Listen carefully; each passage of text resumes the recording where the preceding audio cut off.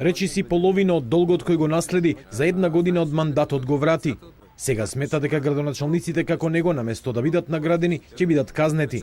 Првиот човек на Велес Аце Коцевски ја пофали одлуката на владата да ги покрие половина од општинските долгови. Но ова ќе има ефект само доколку одговараат пред законот оние градоначалници кои ги довеле општините во ваква ситуација. Мислам дека владата нема да постигне вистински ефект со давањето бакшиш пари на општините, затоа што ако и новите градоначалници продолжат на ист начин да се однесуваат, а кога добивате пари немате чувство како кога ги мислам како грант чувството веројатно малку поинакво, постои опасност и понатаму да продолжат неодговорно да се однесуваат, затоа што ќе сметаат дека пак некоја ова или некоја следна влада ќе им ги покрие долговите. Мислам дека тоа не е во ред и е спротивно на ставот што го имаме изградено во ЗЕЛС.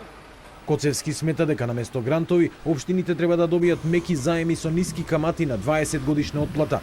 Така, општините ќе имаат поинаков однос и повеќе ќе ги ценат парите. Со двата нови закони кои ги предлага владата, општина Велес ќе добие околу 750.000 евра.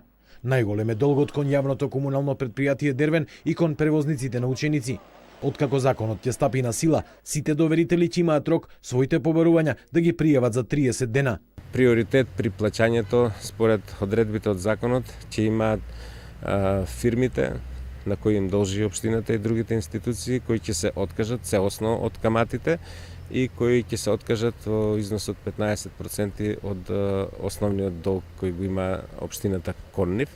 Тие ќе имаат приоритет во исплатата на средствата. На крај градоначалникот преку советот е должен да достави финансиски извештај до Министерството за финансии за реализацијата на законските одредби и предвидени се санкции за градоначалниците кои нема да ги почитуваат одредбите од овој закон. За Коцевски ова е голем чекор напред, но не е трајно решение. Преку ЗЕЛС, општините ќе бараат од владата двојно поголем дел од данокот на додадена вредност, половина од персоналниот данок и измени на законите за игри на среќа, данок на добивка и имот.